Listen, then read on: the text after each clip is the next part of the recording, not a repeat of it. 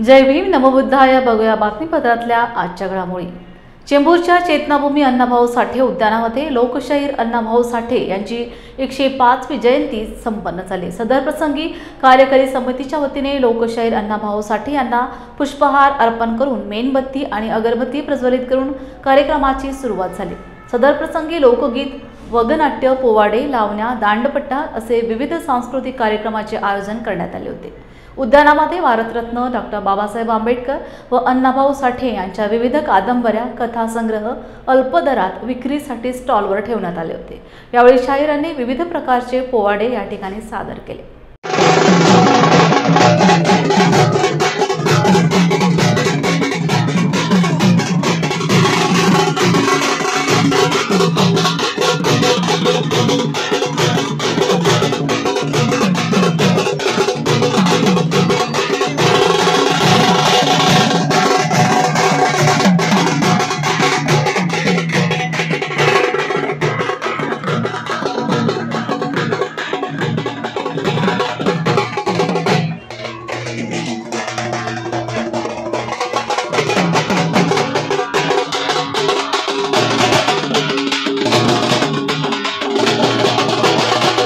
आज या ठिकाणी लोकशाहीर अण्णाभाऊ साठे यांची 105वी जयंती या अण्णाभाऊ साठे उद्यानला चेंबूरला सुमननगर या ठिकाणी साजरी होते।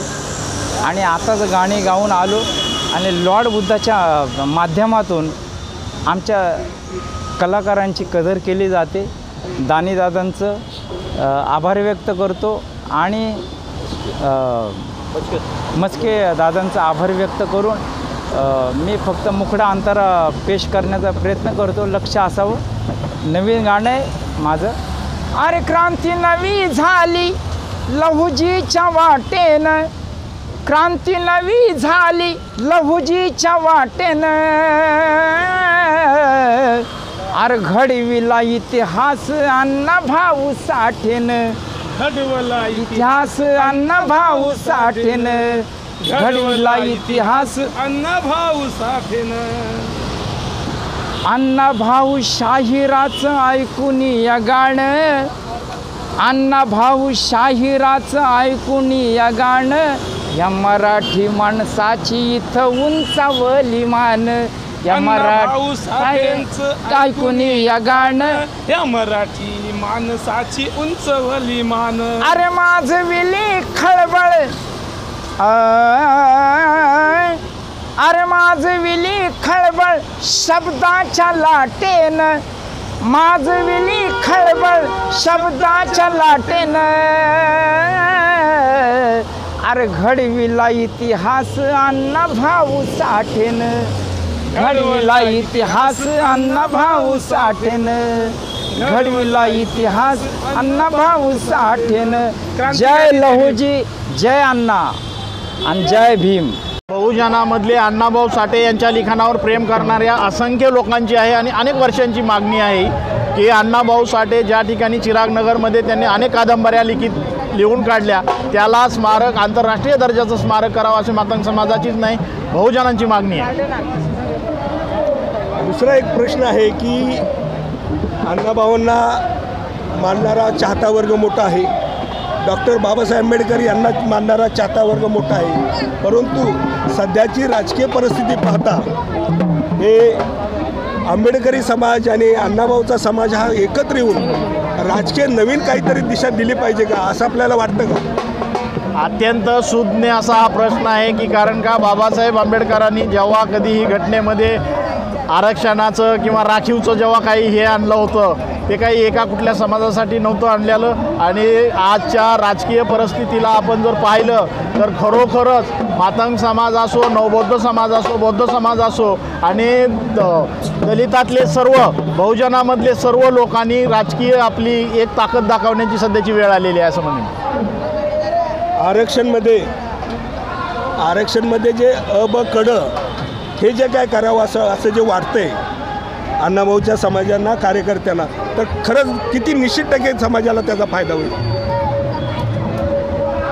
ज्या पद्धतीनं बाबासाहेब आंबेडकरांनी आरक्षणाची पार्श्वभूमीच मांडली होती आणि त्या पार्श्वभूमीच्या अनुषंगानं मी तुम्हाला या ठिकाणी एवढंच सांगेन की समता आणि बंधुत्व आणि एकता ही संसदेतल्या संविधानामधले शब्द आहेत, पण काही लोकांना जर आता आपला विकास साधण्याचा असेल तर त्यांना आरक्षणाचा परिपूर्ण लाभ मिळाला पाहिजे। याच्यामध्ये कुणाचंही दुमत नसावं आणि याच्यामध्ये कुठलाही वाद नसावा। महाराष्ट्र कुरेशी समाज संघर्ष समिती ही राज्यातील कायदेशीर पशु व्यापार, मांस प्रक्रिया, निर्यात व किरकोळ मांस विक्री व्यवसायासाठी संबंधित लोकांचे प्रतिनिधित्व करणारी संस्था आहे। अनेक पिढ्यांपासून आमचा समाज कायद्यानुसार पशु व्यापार व मांस विक्री करत आहे, परंतु अलीकडच्या काळात गंभीर स्वरूपाच्या समस्या भेडसावत आहेत। गैरकायदेशीर गोरक्षक, तथाकथित कार्यकर्ते व संघटनांकडून होणारे जबरदस्ती, खोट्या केसेस दाखल करण्याच्या व हिंसाचाराच्या धमक्या देत आहेत। स्थानिक पोलीस, पशुसंवर्धन अधिकारी व प्रशासनाकडून आवश्यक छळ कागदपत्र असूनही व्यापारात अडथळे असून संपूर्ण समाज आर्थिक, सामाजिक व मानसिक दडपणाखाली आलेला आहे। तालुका तहसीलदार साहब को हमारा निवेदन दाखिल करे और हमारी सरकार से ये निवेदन है कि हमारे पास जो हो रहे हैं महाराष्ट्र के अंदर गौरक्षक, नकली गौरक्षक के नाम पर जो लोग हमारे से वसूली कर रहे हैं, हमारे बच्चों के साथ में मॉब ब्लीचिंग कर रहे हैं, तो हमारी सरकार से निवेदन है कि उस पर कड़क से कड़क कायदा बनाया जाए और मोकोमा के तहत सरकार उन पर कार्रवाई करे, क्योंकि ये समाज ज़्यादातर करके हम व्यापारी लोग हैं और हमारा धंधा ये पारंपरिक धंधा है हमारा, और ये हम आज से नहीं, हम कई वर्षों से ये धंधा कर रहे हैं। तो आज जो हालात है महाराष्ट्र के अंदर, ये हालात इतने बिगड़ चुके हैं कि हमारे बच्चों को मारा जा रहा है, हमें जगह जगह अड़ाया जा रहा है, और इस धंधे से ताल्लुकात मेरा हमारा समाज ही नहीं है। इसके अंदर किसान है, किसान परेशान हो गया, व्यापारी वर्ग है, कुरेशी समाज है, इसके अंदर बहुत से समाज लोग हैं, इसके अंदर बीफ खाने वाले भी बहुत से कंपनी लोग हैं, बड़े बड़े कंपनियां हैं, सरकार को भी इससे उत्पादन है। तो हमारी सरकार से निवेदन है कि भाई सरकार इस पर आने वाले समय में कड़क से कड़क कार्रवाई की जाए। ये जो लोग मॉब ब्लीचिंग कर रहे हैं बच्चों के साथ में और लोगों का माल छीन ले रहे, रास्ते में अड़ाकर लोगों के साथ में मार रहे हैं, किसानों को मार रहे हैं। अगर हिंदू किसान भी अगर अपना माल लेके आता उसके भी साथ उसको भी मारा जा रहा है, उसको भी तकलीफ दी जा रही है। तो ये धंधे से जुड़े जितने भी लोग हैं उन सभी लोगों को परेशानी है। और हम 2001 के अंदर नागपुर हाईकोर्ट में सन 2000 में नागपुर हाईकोर्ट में हमने पिटीशन दाखिल करे थे। उसमें 2001 में नागपुर हाईकोर्ट ने आदेश दी सरकार को कि भाई तुम इस पर एक नियमावली तैयार करो करके, क्योंकि ये जो माल है, जो भाकड़ जानवर बोला जाता है, जो किसानों के काम में नहीं आता, जैसा जो बैल किसान वापरता उसके बाद में वापरने के बाद में वो बैल उसके काम में नहीं आता, किसका सींग टूट जाता, किसका पैर टूट जाता, या 16 साल के बाद में उसकी एज हो जाती, तो किसान उसको छोड़ नहीं सकता। अगर किसान उसको मोकाट छोड़ दे तो किसानों के जितनी भी खेती है, खेती पर उसके बहुत असर पड़ेगा काश्तकारों को। तो ये वजह से सरकार ने उस पर एक नियम बनाना चाहिए। अगर वो मार्केट में किसान बेचे तो ठीक, नहीं बेचता तो सरकार ने उसको मुआवजा देकर मुआवजा देकर जानवर ले लेना चाहिए। इसके अंदर हम तो जुड़े हुए लोग हैं धंधे से, हमारा व्यापार है, हम तो मोल लेने वाले लोग हैं। इसमें हमारी क्या गलती है कि जो हमें इतना सताया जा रहा है? हमारी सरकार से यही मांग है कि सरकार इस पर एक नियमावली तैयार करे कि किसान अपना जानवर रास्ते से ले आते वक्त ना उसको कोई अड़ाए, अगर कोई अड़ाता है तो उस पर बिल्कुल कड़क कार्रवाई करे, और बिल्कुल उस पर सरकार के हम कायदे का बिल्कुल पालन करेंगे। ये देश संविधान से चलने वाला है, डॉक्टर बाबा साहेब अम्बेडकर के संविधान से चलने वाला है, और हम संविधान को मानने वाले लोग हैं। हम अनियमित कोई भी काम नहीं करेंगे, जो भी काम करेंगे बिल्कुल नियम से करेंगे। सरकार ने इस पर एक नियमावली तैयार करना चाहिए कि ये किसान और व्यापारी इस जानवर को किस तरीके से रास्ते से लियाकर अपने बाजार में माल बेचे। महाराष्ट्र प्रदेश काँग्रेस कमिटीच्या वतीने भारतीय राष्ट्रीय काँग्रेस पक्षाच्या महाराष्ट्र काँग्रेस कार्यकारी समितीवर खासदार रवींद्र चव्हाण तसेच नांदेड जिल्हा उत्तरच्या अध्यक्षपदी राजेश पावडे, प्रदेशाध्यक्षपदी प्राध्यापक यशपाल भिंगे, सरचिटणीसपदी doctor Surendra Godaskar, Shravan Rapanwar, doctor Rekhatai Chavan, doctor Dinesh Nikhate आदींची नियुक्ती केल्याबद्दल काँग्रेसचे माजी आमदार तथा काँग्रेसचे ज्येष्ठ नेते ईश्वरराव भोसीकर यांच्या अध्यक्षतेखाली नांदेड शहर काँग्रेस कमिटीच्या जिल्हा कार्यालयात पदग्रहण सोहळा पार पडला। या प्रसंगी नवनिर्वाचित पदाधिकाऱ्यांचा ईश्वरराव भोसीकर यांच्या हस्ते भारतीय संविधान देऊन सत्कार करण्यात आला। यावेळी नांदेड शहर जिल्हा काँग्रेस कमिटीचे पदाधिकारी व कार्यकर्ते मोठ्या संख्येत उपस्थित होते। नांदेड जिल्हा व शहर काँग्रेस कमिटीच्या वतीने जे आमचे सर्व महाराष्ट्र प्रदेश काँग्रेस कमिटीवर नवनिर्वाचित पदाधिकारी त्यांनी निवड झाली त्यांचा सत्कार सोहळा, तसेच माननीय उत्तरचे अध्यक्ष राजेजी पावडे यांचा पदग्रहण सोहळा कार्यक्रम आज पक्षाच्या कार्यालयामध्ये आयोजित करण्यात आलेला होता। आज काँग्रेस महाराष्ट्र प्रदेश काँग्रेस पार्टीच्या वतीने या ठिकाणी पक्षाचे सरचिटणीस म्हणून माननीय श्रावणजी पनवार, सुरेंद्रजी घोडसकर, माननीय डॉक्टर दिनेशजी निखाते आणि यशपालजी भिंगे यांचे प्रदेश उपाध्यक्ष म्हणून रेखाताई चव्हाण या सर्वांची महाराष्ट्र प्रदेश काँग्रेस कमिटीने निवड केली आणि निश्चितच जी निवड झाली ती सार्थ झाली आणि येणाऱ्या काळामध्ये मी त्यांना सर्वांना शुभेच्छाही दिल्या आणि त्याचबरोबर पक्षाने त्यांना जे पद दिलं त्या पक्षवाढीसाठी निश्चितच ते सर्व त्याचा उपयोग करतील या आशा व्यक्त करतो। आज नांदेड उत्तरचा जिल्हा काँग्रेस कमिटीचा अध्यक्ष म्हणून माझी निवड झालेली आहे। पक्षानं जो माझ्यावर विश्वास दाखवला, मी पक्षश्रेष्ठीचे आमचे खासदार रवींद्र चव्हाण साहेब यांचे सर्वांचे आभार मानतो आणि येणाऱ्या काळामध्ये महापालिका असोत की जिल्हा परिषद असोत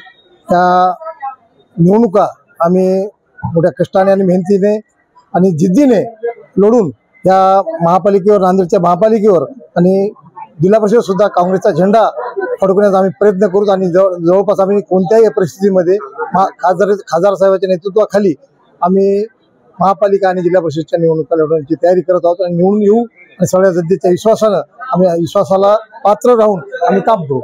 काम करण्याची संधी मिळालेली आहे त्याबद्दल काँग्रेसचे प्रदेशाध्यक्ष हर्षवर्धनदादा सपकाळ आणि आमचे लाडके खासदार रवींद्र पाटील चव्हाण यांचे मी आभार व्यक्त करतो, कारण आजचा काळ हा काम करणाऱ्याचा काळ आहे।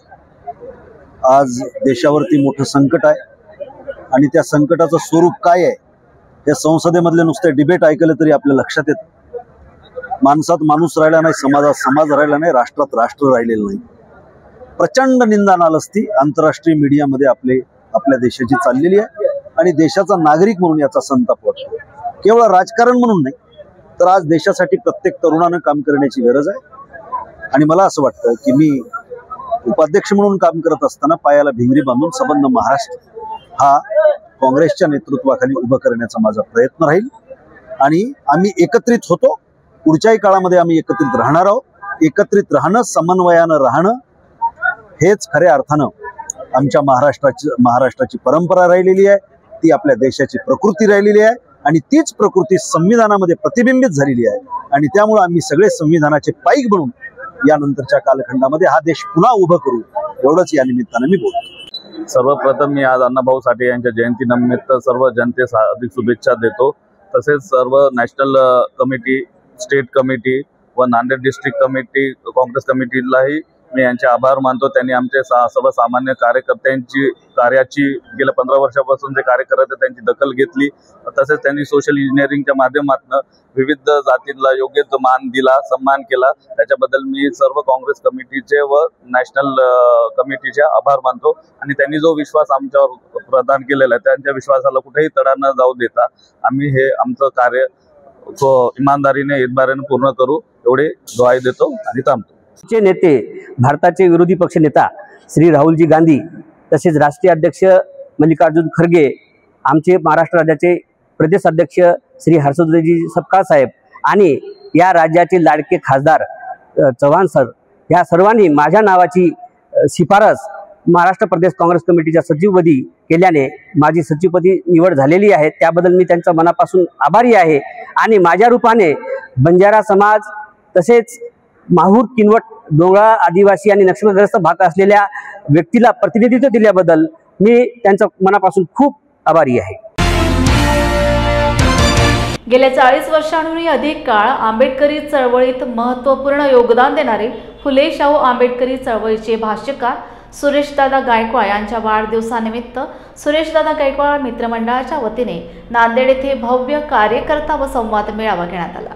काँग्रेसचे नांदेड उत्तरचे जिल्हाध्यक्ष हेमंतराव पाटील बेटमोगरेकर यांच्या अध्यक्षतेखाली पार पडलेल्या या कार्यकर्ता संवाद मेळाव्याचे उद्घाटन खासदार रवींद्र चव्हाण यांच्या हस्ते करण्यात आले। तर मंचावर प्रमुख पाहुणे म्हणून नांदेड दक्षिणचे जिल्हाध्यक्ष राजेश पावडे, अनुसूचित जाती विभागाचे प्रदेश उपाध्यक्ष प्रफुल्ल सावंत, शहर कार्याध्यक्ष बालाजी चव्हाण, महिला आघाडीच्या शहराध्यक्षा करुणाताई जमदाळे उपस्थित होते। कार्यकर्ता संवाद मेळाव्यात सुरेशदादा गायकवाड मित्र मंडळाचे पदाधिकारी तसेच संयोजन समितीच्या पदाधिकाऱ्यांसह कार्यकर्ते मोठ्या संख्येने उपस्थित होते। मेळाव्याच्या यशस्वीतेसाठी प्राध्यापक देवीदास मनोहरे, PS गवळे, जनार्दन गवळे, सुभाष काटकांबळे, भगवान गायकवाड, नंदू बनसोडे, रवी गायकवाड, डॉ. मारुती बादलगावकर, महेंद्र पिंपळगावकर आदींनी परिश्रम घेतले। सुरेशदादा गायकवाड यांचा वाढदिवस जो आहे तो चळवळीमध्ये कार्यकर्त्यांना ऊर्जा देणारा दिवस आहे।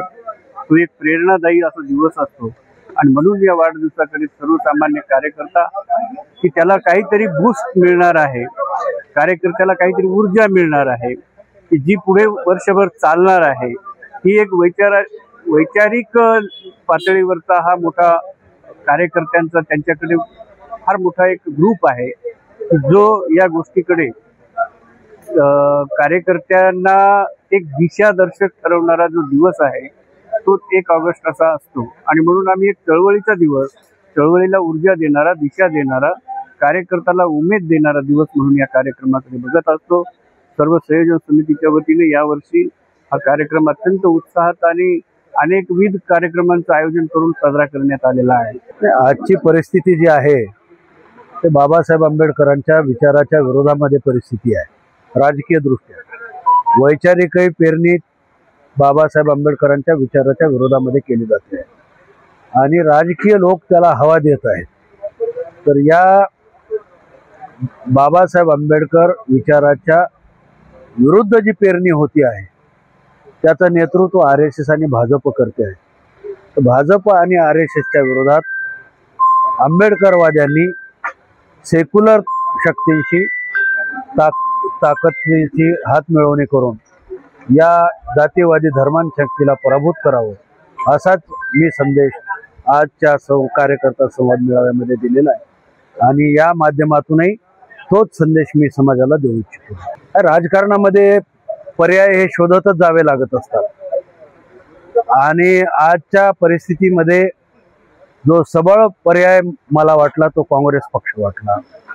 छोट्या मोठ्या प्रांतीय पक्षामध्ये जाऊन भाजप आणि RSSच्या शक्तीच्या विरोधामध्ये आपण लढू शकत नाही। भाजप आणि RSSची जी राजकीय आणि वैचारिक शक्ती आहे ती या देशाला लागलेलं एक मोठं ग्रहण आहे। ते ग्रहण सोडवायचं झालं तर राष्ट्रीय शक्तीच्या सोबत जाण्याच्या शिवाय पर्याय नाही याच्यावर माझी खात्री पटली आणि त्यामध्ये काँग्रेस पक्षाचे नेते राहुलजी गांधी यांनी जे सामाजिक अभिसरणाची आणि सामाजिक ध्रुवीकरणाची भूमिका घेतली आहे, लोकसंख्येच्या प्रमाणात सत्तेमध्ये भागीदारी देण्याचा त्यांचा विचार आहे, तर ही भूमिका जी आहे ती साधारणपणे आंबेडकरी चळवळीने यापूर्वीच घेतलेली आहे। ती आता राहुल गांधी तिला राष्ट्रीय पातळीवर लीड करत आहेत, तेव्हा त्यांना बळ देणं आपली गरज आहे असं मला वाटलं आणि म्हणून मी काँग्रेस पक्षासोबत आहे। या प्रश्नावर आंबेडकरी समाजाने संभ्रमात राहण्याचं काही कारण नाही। आंबेडकरी समाजाला संभ्रमात ठेवण्याचं राजकारण मोठ्या प्रमाणावर प्रांतीय राजकीय शक्ती करत असतात। बाबासाहेबांच्या नावाने, विचाराने आणि अन्य झेंड्याचा रंग, याचा रंग, त्याचा रंग असं करून भावनिक ब्लॅकमेल करून आंबेडकरी समूहाच्या मतदारांना निष्प्रभ केल्या जात आहे आपल्याच राजकीय पक्षाकडून। तर हे राजकारण आपल्या समाजाने ओळखणं गरजेचं आहे आणि ही भूमिका आम्ही समाजाला पटवून देऊ। बाबासाहेब आंबेडकर जगाचा आरसाच आहे आणि तो आरसाच राहिला पाहिजे। याच्यावर जे धूळ बसू देण्याचं काम भाजप आणि RSS करत आहे, ती धूळ फेक जी आहे आपल्याला उधळून लावताच आली पाहिजे। नाही, त्यांच्या विरोधात लढाई आहेच ना, ते फार बोटावर मोजण्या इतके आहेत आणि त्यांना आम्ही कधी ठेचून काढू शकतो। लोकांना आम्ही हेच आवाहन करत आहोत की आज भाजप आणि संविधान विरोधी ताकदीच्या विरोधामध्ये आपण लढलं पाहिजे.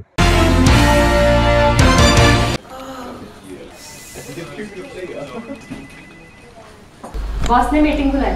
क्या यार, आदमी की तकलीफ को तो समझो. बाहर बाहर उठो बैठो. जनाब, तकलीफ उठने बैठने की नहीं, तकलीफ बवासीर की है. बवासीर, फिशर, भगंदर, पाइलोनियल साइंस का आयुर्वेद तथा आधुनिक लेजर से उपचार. अभ्युदय पाइल्स लेजर हॉस्पिटल, लोहार समाज भवन के पीछे, महापुष्प सोसाइटी, शताब्दी नगर चौक से मनीष नगर रोड, नागपुर. कॉल और विजिट करें www.pilesfistulacure.com. साहित्यरत्न लोकशाहीर अण्णाभाऊ साठे यांनी संयुक्त महाराष्ट्र चळवळीत अग्रणी भूमिका बजावत आपल्या साहित्यातून शेतकरी, शेतमजूर, श्रमिकांच्या वेदना प्रभावीपणे मांडल्या आणि सामाजिक अन्यायाविरोधात सातत्याने आवाज उठवला. बहुजनांच्या हक्कांसाठी आयुष्यभर लढा देणारे साहित्यरत्न लोकशाहीर अण्णाभाऊ साठे यांच्या 105व्या जयंतीनिमित्त परभणी येथील सोशल मीडिया व वृत्तपत्र छायाचित्रकार संघटनेच्या वतीने क्रांतीसूर्य महात्मा ज्योतिबा फुले यांच्या पूर्णाकृती पुतळा परिसरात गरजू महिलांना शिलाई मशीन वाटप करण्यात आले. प्रथम उपस्थित मान्यवरांच्या हस्ते महात्मा फुले, सावित्रीबाई फुले व लोकशाहीर अण्णाभाऊ साठे यांच्या पुतळ्यास पुष्पहार अर्पण करून अभिवादन करण्यात आले. यानंतर प्रमुख पाहुण्यांच्या हस्ते उपस्थित गरजू महिलांना शिलाई मशीनचे वाटप करण्यात आले. तर कार्यक्रम यशस्वीतेसाठी सोशल मीडिया प्रतिनिधी व वृत्तपत्र छायाचित्रकार आदींनी परिश्रम घेतले. Republican Party of India Athawale taluka Kagal गटातर्फे गैबी चौक येथे साहित्यरत्न लोकशाहीर अण्णाभाऊ साठे यांच्या पुतळ्यास पुष्पहार अर्पण करून त्यांना अभिवादन करण्यात आले. तालुकाध्यक्ष चंद्रशेखर कोरे म्हणाले, लोकशाहीर अण्णाभाऊ साठे हे केवळ साहित्यिक नव्हते, तर ते सामाजिक क्रांतीचे महान योद्धे होते. त्यांच्या लेखणीने आणि संघर्षाने हजारो लाखो गोरगरिबांना आवाज, आत्मसन्मान आणि न्याय मिळवून दिला आहे. बी.आर. कांबळे म्हणाले, सर्वप्रथम साहित्यरत्न लोकशाहीर अण्णाभाऊ साठे यांनी फक्त 1.5 दिवसाची शाळा शिकून अनुभवातून जे वाङ्मय साहित्य निर्माण केले, त्यांच्या विचारांचे व साहित्याचे सर्व युवा वर्गाने आदर्श घ्यावा. यावेळी साताप्पा हेगडे, जयवंत हळदीकर, तानाजी सोनारकर, उत्तम कांबळे तसेच अन्य पदाधिकारी व कार्यकर्ते उपस्थित होते.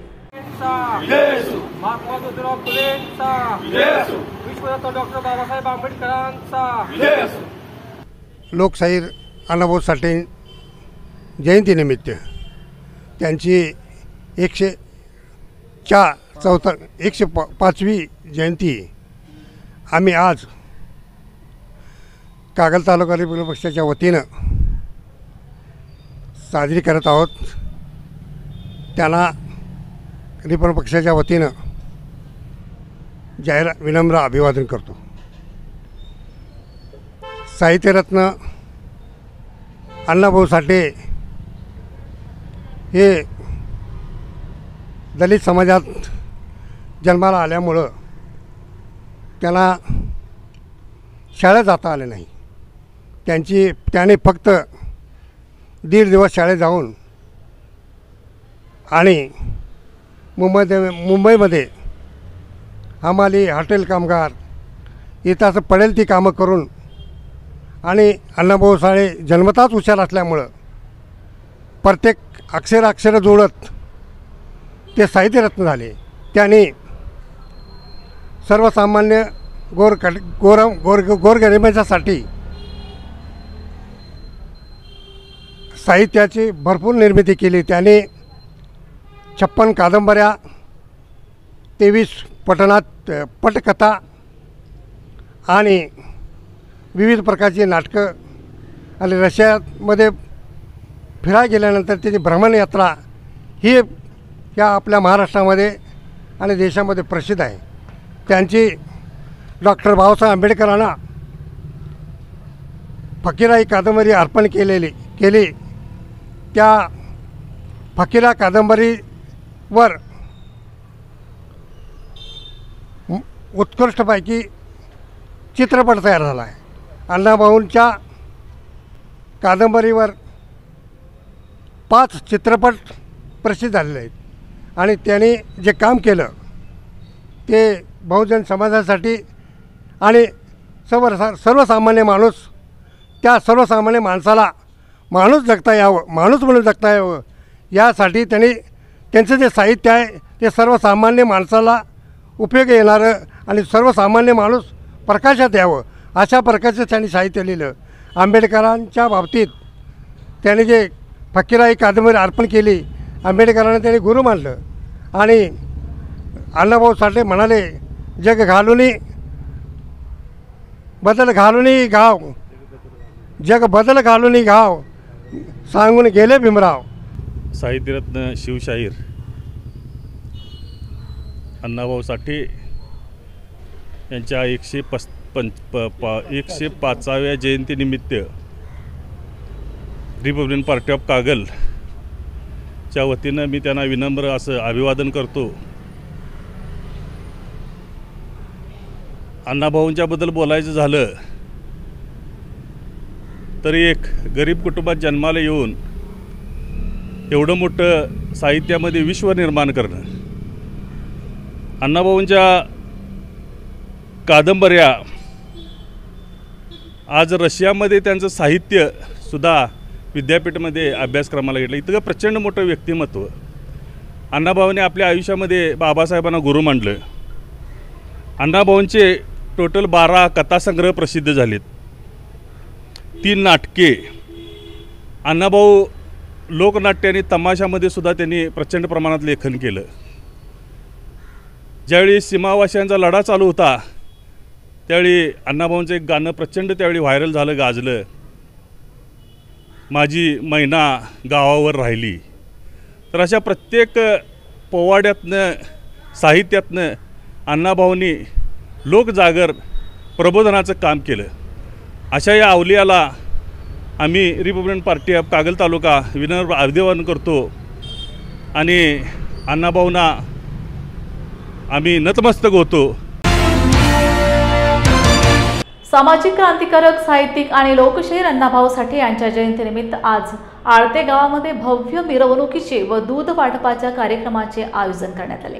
कार्यक्रमाला आळतेचे लोकनियुक्त सरपंच अजिंक्य अरुणराव इंगोले यांच्या हस्ते प्रतिमेचे पूजन करण्यात आले. यावेळी उपसरपंच अमित पाटील, ग्रामपंचायत सदस्य संतोष कांबळे, अंकुश कांबळे, माजी उपसरपंच, भाजपचे हातकणंगले शहर अध्यक्ष अमर इंगवले यांच्यासह मोठ्या संख्येने ग्रामस्थ व रोहित माटे मित्र परिवाराचे सदस्य उपस्थित होते. आज 105वी जयंती साजरी करताना अतिशय आनंद आणि उत्साहाचा वातावरणामध्ये आज आपण जयंती साजरी करतो. आपल्या साहित्यातून क्रांतिकारी विचार या समाजाला देण्याचं काम आदरणीय अण्णाभाऊ साठेंनी केले. याचा विचार तळागाळातील सर्वसामान्य व्यक्तींना आज एक चांगल्या विचाराने आणि चांगल्या उंचीवर नेण्याचा विचार जर कोणी दिला असेल तर आदरणीय डॉक्टर अण्णाभाऊ साठे यांनी. ही लेखणी याचे विचार असेच स्थिर धरून अमरावर राहू मी शुभेच्छा या ठिकाणी व्यक्त करतो आणि सर्वांना पुढे एकदा अण्णाभाऊ साठे जयंतीच्या सर्वांना शुभेच्छा देतो. आमचं जयंती लोकशाहीर अण्णाभाऊ साठे ज्यांच्या विचारानं प्रेरित झालेले माझ्यासारखे लाखो तरुण त्या ठिकाणी अण्णाभाऊंना या ठिकाणी आपण अभिवादन करण्यासाठी या ठिकाणी आज जमलोय. प्रथमतः मी या ठिकाणी उपस्थित कोण आहे ही नावं न घेता अण्णाभाऊंच्या कार्यातून या ठिकाणी तुम्ही आम्ही प्रेरित होऊन त्यांनी जे त्यांच्या जीवनकाळात जे काम केलं ते काम आज ही 105 वर्ष झाली. त्या 105 वर्षातून मधून आजही जे काम भूल गेलेलं नाही किंवा भविष्यात कुठून जाऊ शकत नाही अशा महान व्यक्तिमत्वाला आपण या ठिकाणी आज तुम्ही आम्ही सगळेजण या ठिकाणी अभिवादन व्यक्त करायला आलोय. नांदणी येथील जिनसेन भट्टारक मठामधील असणारी महादेवी नावाची हत्तीला वणतारा गुजरात येथे नेल्याच्या निषेधार्थ आज आळते ग्रामपंचायतीने महादेवी हत्तीला पुन्हा नांदणी मठामध्ये सोडावे असा मासिक ठराव मंजूर करण्यात आला. यावेळी सरपंच अजिंक्य इंगवले, उपसरपंच अमित पाटील, माजी उपसरपंच शीतल हावळे, सचिन कांबळे, विक्की कांबळे यांच्यासह मोठ्या संख्येने आळते ग्रामस्थ उपस्थित होते. वणतारा गुजरात येथे तिला शिफ्ट केलं, तिचा निषेध नोंदवण्यासाठी खऱ्या अर्थानं आपण या ठिकाणी आज आळते गावामध्ये सर्वजण उपस्थित आहे. निश्चितपणे आज जी पेटानं कारवाई केली किंवा वणतारानं जे आपली तुम्हा आम्हा सर्वांचं जीवाभावाचं विषय आहे त्या हातीने नेलं, त्याचा निषेध तुम्ही मी नाही तर अखंड कोल्हापूर जिल्हा किंबहुना महाराष्ट्र आज संपूर्ण देश करायला लागला आहे. तर त्या हत्तीला काही करून आपण आपल्या भूमीत म्हणजेच आपल्या शिरोळ तालुक्यातील नांदरीत परत आली पाहिजे. यासाठी सर्वांनी पुढाकार घेणं अतिशय गरजेचं आहे आणि त्यात तुम्ही आम्ही किंवा आपल्या अळतेकर कुठं मागं राहतील याच्याबद्दल शंका नाही. निश्चितपणे ज्या ठिकाणी गरज पडेल किंबहुना गरज पडली तर या ठिकाणी आंदोलन उभं करायला लागलं तरी या ठिकाणी आपण अळतेकर म्हणून कुठला गट तर विसरून या ठिकाणी 100% ताकदीनं आपण कुठं जायला लागेल. शीतलराव आता काल शीतलरावांनी मान्य आपले मुख्यमंत्री फडणवीस साहेबांना पत्र दिलं. काल मी आपले खासदार धैर्यशील मानेंचं पण वाक्य ऐकलं, ते पण संसदेत मांडणार आहेत. मला वाटते मुन्ना माडिक साहेबांनी आपल्या केंद्रीय वनमंत्र्यांना पण या संदर्भात पत्र दिले. निश्चितपणे संसदेत त्याच्यावर आवाज उठेल. फडणवीस साहेबसुद्धा चांगले काहीतरी 100% स्टेप घेतली त्याबद्दल दुमत नाही. पण आपण गावकरी म्हणून खाली आपण एकदम ग्राउंडला किंवा आपण तळागाळात काम करतो. आपला हा जनक्षोभ किंवा जनमानसांची जनभावना जी आहे ती भावना आपण या ठिकाणी आपल्या अळतेमार्फत कोल्हापूरमार्फत ती मुंबई दिल्लीपर्यंत पोचली पाहिजे. या निमित्ताने या ठिकाणी जमलो आहे. निश्चित अंबानीनं आपल्या मुलाचा हट्ट पूर्ण करण्यासाठी वनतारामध्ये जी आमची माधुरी दिली आहे त्यांना हाय तशी आमची माधुरी परत आणून द्यावी यासाठी आज आमच्या आर्थिक ग्रामपंचायतीच्या वतीनं जे ठराव केलं आहे तसं आर्थिक ग्रामस्थांनी त्यांना जाहीर पाठिंबा पण आम्ही देतो. तसंच मी मुस्लिम समाजाच्या वतीने पण जाहीर पाठिंबा देतो आणि आम्ही सतत त्यांच्यावर राहू. एवढं बोलतो मी माझं 2 शब्द सर्विस. जय जय महाराज. क्या हुआ बहू? माँ, पाइल्स की बहुत तकलीफ हो रही है। तो तुम गुदरोग सर्जन के पास क्यों नहीं गई? देखो, जैसे हार्ट के लिए हार्ट स्पेशलिस्ट, ब्रेन के लिए ब्रेन स्पेशलिस्ट, तो पाइल्स के लिए पाइल्स स्पेशलिस्ट क्यों नहीं? स्त्री हो या पुरुष, टॉयलेट में तकलीफ केवल पाइल्स ही नहीं और भी कई प्रकार के गुदरोग तथा कैंसर भी हो सकता है। इसीलिए इसकी प्रत्यक्ष जांच जरूरी है। ठीक है माँ, पर जांच के लिए हम जाएंगे कहाँ? वही काले आयुर्वेदिक पाइल्स हॉस्पिटल में। लेकिन माँ, प्रेगनेंसी में पाइल्स की दवाइयाँ? प्रेगनेंसी में आयुर्वेदिक दवाइयाँ सुरक्षित होती है। जनहित में जारी काले आयुर्वेदिक पाइल्स हॉस्पिटल, औषधि चिकित्सा तथा सर्जरी ट्रीटमेंट उपलब्ध। हमारा पता उमरेड रोड, दिघौरी बस स्टॉप के पास, नागपुर। अधिक जानकारी के लिए वेबसाइट पर जाएं kalepailshospital.com। नांदणे येथील जिनसेन भट्टारक मठामधील असणारी महादेवी नावाची हत्तीला वनतारा गुजरात येथे नेल्याच्या निषेधार्थ आज आळते बंद व मूक मोर्चा काढण्यात आला। सकल जैन समाज व वीरसेवा दलाच्या वतीने हा बंद व मोर्चाचे आयोजन करण्यात आले होते। आज सकाळी 9 वाजता संपूर्ण गावातून मूक मोर्चा काढून अंबानी ग्रुप व पेटा संस्थेचा जाहीर निषेध करण्यात आला। गावांनी सुद्धा आपले संपूर्ण व्यवहार बंद करून निषेध व्यक्त केलाय। मूक मोर्चामध्ये महिलांचा सहभाग हा लक्षणीय होता। सकल जैन समाज व वीरसेवा दल यांनी संयुक्तपणे एकत्रित येऊन आजचा मूक मोर्चा व आळते बंद नियोजन केले होते। गावातील सर्व जाती धर्माचे लोक यावेळी उपस्थित होते। कोल्हापूर जिल्ह्यातील शिरोळ तालुका नांदणी मठातील महादेवी हत्तीला पोलीस बंदोबस्तात गुजरातच्या वनतारामध्ये रवाना करण्यात आल्यानंतर आता लाडक्या महादेवीला परत आणण्यासाठी काँग्रेसचे विधान परिषदेतील गटनेते आमदार सतेज पाटील यांनी स्वाक्षरी मोहीम सुरू केली आहे। जिल्ह्यातील तब्बल 2.25 लाखाहून अधिक नागरिकांनी सहभाग नोंदविला आहे। या मोहिमेला उदंड प्रतिसाद मिळाला आहे। ही पत्रे माजी आमदार ऋतुराज पाटील यांनी नांदणी मठातील महास्वामीजी यांना सुपूर्द केले। हे फॉर्म राष्ट्रपती महामहिम द्रौपदी मुर्मू यांना पाठविण्यात येणार आहे। खाली एक मोहीम राबवलेली स्वाक्षरी मोहीमच्या माध्यमातून जवळजवळ 2,04,421 लोकांनी आपल्याला या मोहिमेमध्ये सहभाग घेतलेला आहे। आज आदरणीय स्वामीजींचा आशीर्वाद घेण्यासाठी आम्ही इथं आलो। ही सगळी स्वाक्षरी जवळजवळ 43 बॉक्समध्ये गोळा करून आम्ही आदरणीय महाराजांना भेटायला आलेलो आहे। आज हे सगळे बॉक्स आम्ही राष्ट्रपतींना स्पीड पोस्टच्या माध्यमातून आज पाठवणार आहे। आमच्या सगळ्यांचं म्हणणं एवढंच आहे की आज महादेवी आपल्या नांदणी मठातून नेल्यामुळे आपल्या घरातलं एखादा सदस्य नेलाय का अशी भावना आज नांदणी गावामध्ये आणि या राज्यभरात देशभरात दिसते। जैन धर्माच्या माध्यमातून नेहमीच प्रत्येक प्राण्याची काळजी घेतली जाते। आपण आपल्यावर एक आक्षेप घेतला आहे का जिथं आपण महादेवीची काळजी घेत नाही अशा पद्धतीची एक भावना आज समोरून आपल्या सगळ्यांच्यावर एक आरोप केल्यासारखं आपण सगळ्यांना जाणवतो आणि मग हे कुठल्या तरी आमच्या सगळ्यांच्या मनाला लागलेलं आहे की आपली महादेवीची काळजी ही गेले 35 वर्ष आम्ही घेतली आणि जनभावना आज एवढी झालेली आहे की आमची महादेवी पुन्हा एकदा आज आपल्या मठामध्ये आली पाहिजे।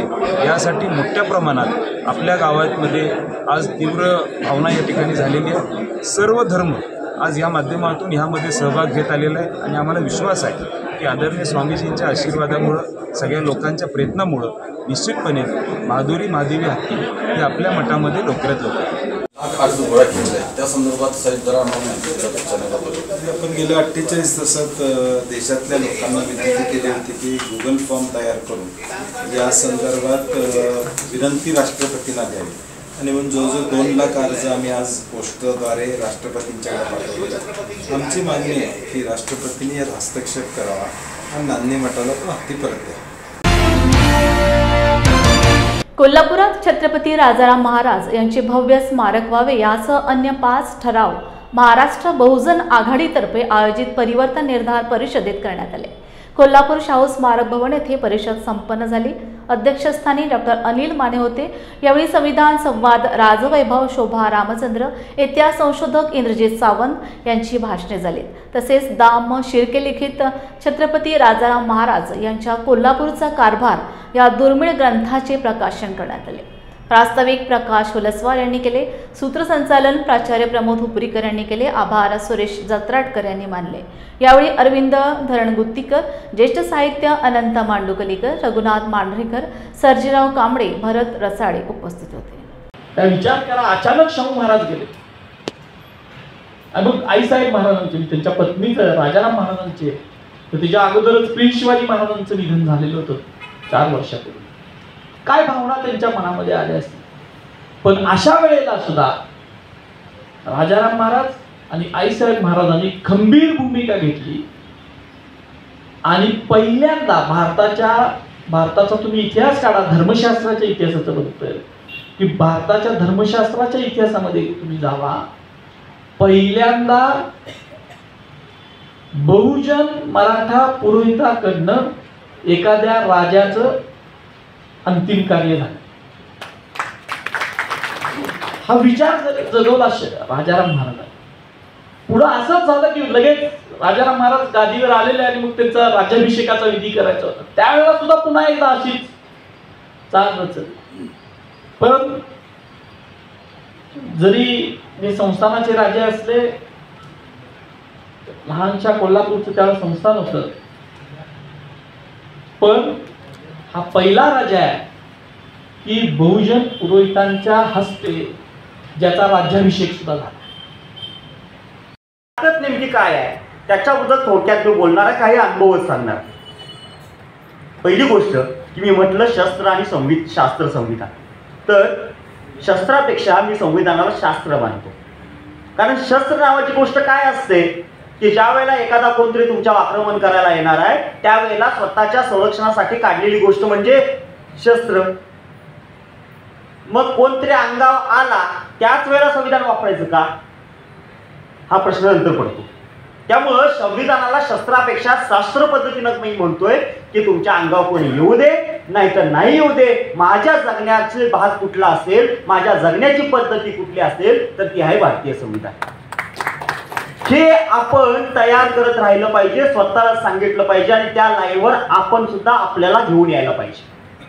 म्हणजे मला वाटतं की 2013-14 नंतर विशेषतः की संविधानाकडे मी या वेगळ्या नजरेनं बघायला सुरुवात केली। याचं कारण होतं महाराष्ट्रामध्ये पडलेले 2 खून, एक 13ला झालेला डॉक्टर दाभोळकरांचा आणि 15ला झालेला कॉम्रेड गोविंद पानसरेंचा। या माणसाचा खून का करतात हे बघायला ज्यावेळेला या संघटना चळवळीमध्ये यायला लागलो त्यानंतर आपण पण हे काम करायला पाहिजे असं वाटायला लागलं। पण काम करायचं म्हणजे नेमकं काय करायचं हे ज्यावेळेला विचार केला त्यावेळेला लक्षात आलं की या देशामध्ये, या महाराष्ट्रामध्ये आणि विशेषतः आमच्या कोल्हापूरमध्ये कामगारांच्या चळवळी आहेत, दलितांच्या, अस्पृश्यांच्या चळवळी, त्या तथागरी समजल्या जाणाऱ्या त्यावेळीच्या अस्पृश्यांच्या आणि आताच्या नवबौद्धांच्या चळवळी आहेत, विद्यार्थ्यांच्या प्रश्नावर काम करणाऱ्या चळवळी आहेत, फेरीवाल्यांच्या प्रश्नावर काम करणाऱ्या चळवळी आहेत, महिलांच्या चळवळी आहेत, अशा सगळ्या लोकांच्या वेगवेगळ्या पद्धतीनं काम करणाऱ्या वेगवेगळ्या चळवळी या देशामध्ये आहेत, महाराष्ट्रात आहेत. मग तरी सुद्धा हे सगळं काम का करावं लागतंय? एवढं सगळ्या चळवळी वेगवेगळ्या उभ्या कराव्या लागत असतील, कराव्या लागतायत अजून सुद्धा, तर या सगळ्या चळवळींचं उत्तर कशात आहे? बघा तुम्ही, या सगळ्या चळवळी उभ्या राहिल्या, त्या सगळ्या चळवळींचा आधार असणारं एक डॉक्युमेंट आहे, ते म्हणजे भारतीय संविधान. याच्यावरच आहे ना सगळं. बघा तुम्ही, शेतकऱ्यांचा प्रश्न हा यात, कामगारांचा प्रश्न आहे यात, विद्यार्थ्यांचा प्रश्न आहे, या सगळ्याचं सोल्युशन यात आहे. पण हेच पुस्तक गेल्या 75 वर्षात आम्ही नीटपणानं समजून घेतलं नाही. शाहू महाराजांचं अकस्मात निधन झालं. अकस्मात निधन झाल्यानंतर एखादा माणूस म्हणू शकला असता, ठीक आहे, मला आता काय करायचं मी करणार, म्हणजे बाबांनी केलं तेच मी करायला पाहिजे असं तर काय भान नाही आहे. परंतु राजाराम महाराजांनी शाहू महाराजांची प्रत्येक गोष्ट पुढे लिहिलेली आहे. प्रत्येक गोष्ट पुढे लिहिली आहे. त्यांनी ब्राह्मणेतर चळवळीचं नेतृत्व केलेलं आहे. आणि कोल्हापूरमध्ये जे जे कार्यक्रम झाले त्या एका कार्यक्रमामध्ये तर त्यांनी स्पष्टपणे आपल्या भाषणात सांगितला, अरे कोल्हापूरमध्ये जाती व्यवस्था तर सोडाच, भेदाभेद तर सोडाच, पण मी माझ्या राज्यामध्ये अस्पृश्य या शब्दाला सुद्धा थारा देणार नाही, अशा प्रकारची भूमिका. आम्ही का राजाराम महाराजांची जयंती साजरी करतो? ही कारण आहे त्याच्यात. आम्ही शाहू महाराजांची जयंती का साजरी करतो? ही कारण आहेत त्याच्यामध्ये. कारण या काळामध्ये, ज्या काळामध्ये आपल्याला असं दिसतं 1920 नंतर बाबासाहेब आंबेडकरांनी चळवळ उभी केलेली आहे आणि त्यानंतरच काँग्रेसची पण चळवळ उभी केली आहे. संपूर्ण काँग्रेस किंवा संपूर्ण त्या काळातली जी काँग्रेस आहे आणि स्वातंत्र्याची चळवळ आहे ती बाबासाहेबांच्या विरोधात होती, लक्षात घ्या. आणि मग या बाबासाहेबांचं नेतृत्व आहे हे केवळ कोल्हापूर संस्थानानं बाबासाहेबांच्या नेतृत्वाला उभारी दिलेलं आहे, पाठिंबा दिलेला आहे आणि सांगितलेलं आहे. शाहू महाराजांनी सांगितलं होतं 1920ला. तर मला सांगायचा हा मुद्दा आहे की शाहू महाराजांचं जे सगळं कार्य आहे हे पुढं काय केलं की राजाराम महाराजांनी पुढं नेलेलं आहे. आता या निमित्तानं जय भीम मीडियाच्या बातमीपत्रात वेळ झाली इथेच थांबण्याची. पुन्हा भेटूया ताजा घडामोडी घेऊन. जय भीम. आप देख रहे हैं लॉर्ड बुद्धा टीवी.